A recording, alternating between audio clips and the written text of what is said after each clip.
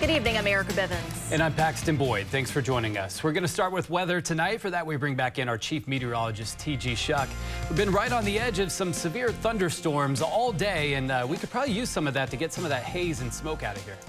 Yeah, we'll take care of that, I think, Paxton, over the next day or so. But as you mentioned, we've just been right on the edge. Actually, the morning cluster of thunderstorms that passed just to our west, it threw some of that overcast across central and eastern Kentucky, in addition to the hazy skies, and that really helped us out with what is left out there.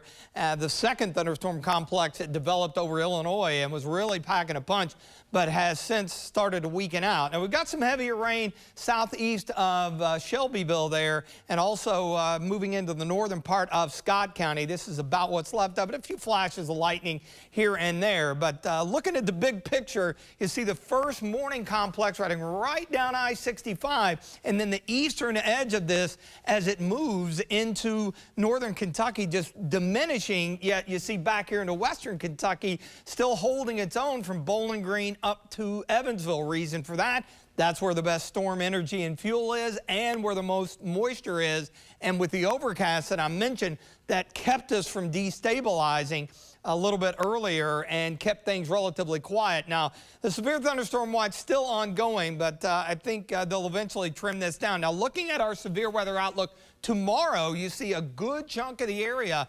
everyone in the level 2, damaging winds, heavy rain, some hail. And then we flip it around on Saturday, and hey, it's the exact same thing. We got a couple of rounds, and don't forget about the air quality alert. That hangs until midnight, but we should do a little better. It is still rather hazy, and again, the overcast conditions helping us out. The breeze did whip things up enough to up visibility slightly. Our Bluegrass Pace Care Skyview HD camera network, Hickson Funson Cam farther east, low 80s. Here on the Bluegrass, westward into the 70s. So, of course, these areas of thunderstorms having a big impact on afternoon highs, but I think we are going to be hot and humid, and that may set the stage for bigger storms tomorrow afternoon here in the Bluegrass. We'll talk about that in your 7-day coming up. Now to our top story at 6. The search continues for a suspect accused of stealing a car at a gas station in Lexington this morning with a child inside. ABC 36's Sydney St. Clair has more on what happened and how to prevent something similar from happening to you. One family experiencing that nightmare this morning as their car was stolen with their child inside. Lexington police tell us it happened at this speedway at the corner of Larkin and Nicholasville Road. I spoke with a customer who says that if it was his child, he would just be heartbroken and not know what to do.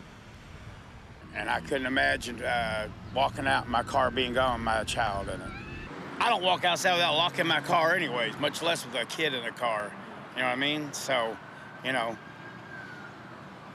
can't be that trusting nowadays. Police say car thefts can happen anywhere, and it only takes a few seconds. Kids and Car Safety sharing some tips for parents, saying never leave a child of any age in a vehicle. Use drive-thrus or curbside pickups so you don't have to leave your vehicle. If a business doesn't offer curbside, call upon arrival and ask them to bring your order to your car. And keep doors locked and keys on you when pumping gas with children inside your car. Thankfully, the child was found safe and has been returned to their parents. This is after the car was found here at the intersection of Tates Creek and Cooper Drive. If you have any information regarding this, you're encouraged to call Lexington Police.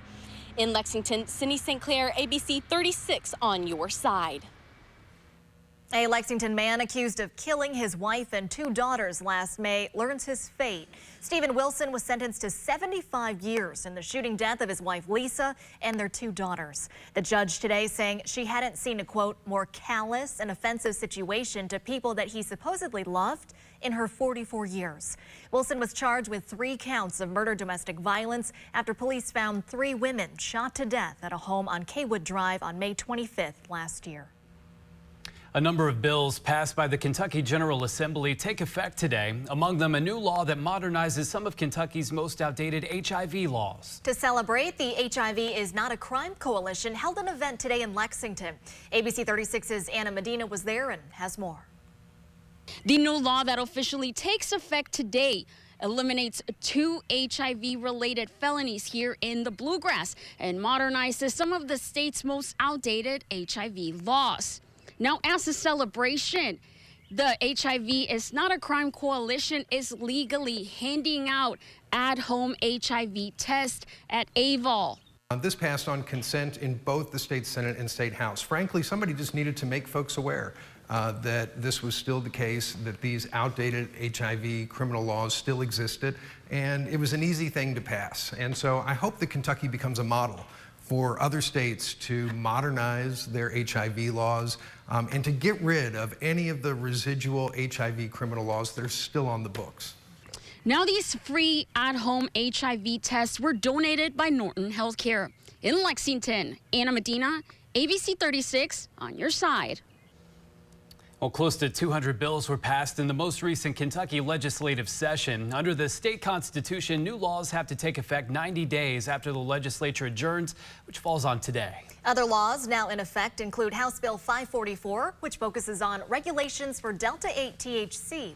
House Bill 551 regarding sports betting, House Bill 319, which includes measures to help the state's ongoing teacher shortage, House Bill 538, which says school boards are required to adopt policies related to expelling students who pose a threat to the safety and well-being of others. You can find a full list of the new laws by clicking on this web story on our website. That's WTVQ.com.